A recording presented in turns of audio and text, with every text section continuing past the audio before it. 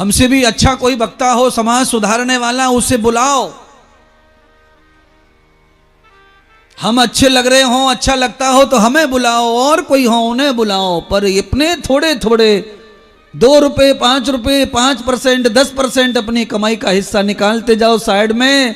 अगर मैं कहता हूं हर साल अगर ऐसा कुछ उद्योग यहां होता है 6-6 महीने में, तो तुम्हारी आने वाली जो पीढ़ी है वो तुम्हें पिताजी कह पाएगी, मम्मी कह पाएगी, दादी कह पाएगी, तुम्हें रोटी दे पाएगी। नहीं तो रोटियों के लिए तरस तरस के मर जाना। बैंक में पैसा होगा पर रोटी थाली में नहीं होगी। ऐसा युग आ गया है। एक बेटा है, वो भी बेंगलोर चला गया IIT इंजीनियर बन के, वहीं लुगाई ढूंढ ली, वहीं पे गुड्डू पैदा कर लिया। अब वो यहां आना ही नहीं चाहता। तुम्हारे गुड़गे दुख रहे, सबरी टेढ़ी हो गई कमरिया।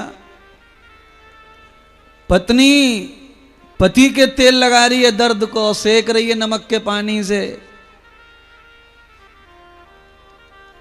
और रो रो के कह रही है मैंने तुमसे कितनी मना करी कि छोरा जी डिग्री मत करवाओ, पर तुम तो बिल्कुल इंजीनियर ही बनाना चाहवे, अब ले लो इंजीनियर बना लो।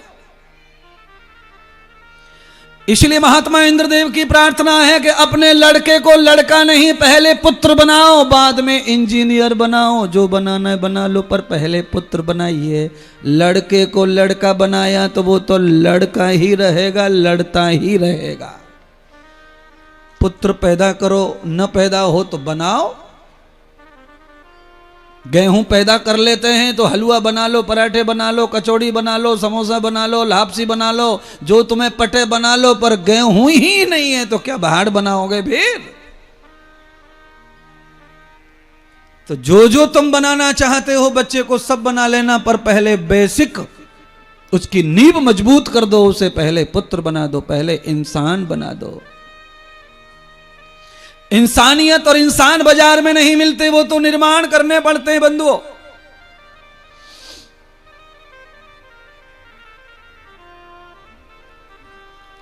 मलमूत्र के रास्ते जो बच्चे पैदा होके बाहर आते हैं, उनसे आशा करना ठीक नहीं है।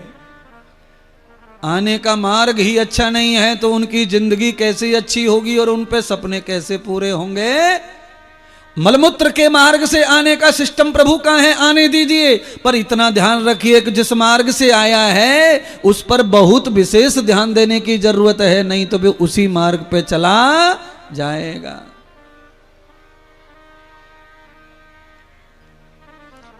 इसीलिए धन्य है मेरे पिता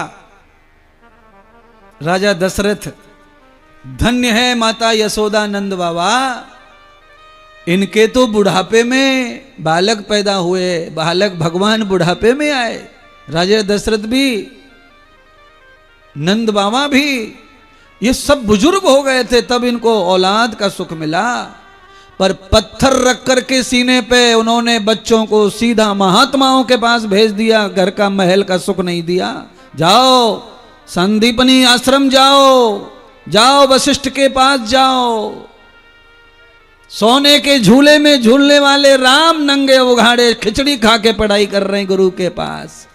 11 साल खिचड़ी खाकर गरीबी भोग कर आए और सीधा भगवान बन के आए। तुम्हारे क्या बन के आते हैं कॉलेज से, मुझे वो बता दो। कुछ लोग चिढ़ जाएंगे, मैं कह दूंगा कॉलेज वालों को कुछ कुछ तो। महाराज कथा सुनाने आया है कि कॉलेज बंद करवावेगो?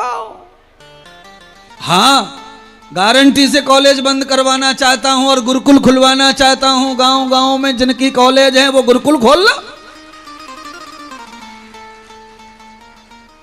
गुरुकुल ज्यादा दिन चलेंगे, कॉलेज ज्यादा दिन चलने वाले ज्यादा नहीं चलेंगे। ये आर्टिफिशियल ज्ञान है, ये ज्यादा टिकने वाला ज्ञान नहीं पढ़ाया जा रहा है। टिकाऊ माल आएगा तो ज्यादा दिन टिकेगा।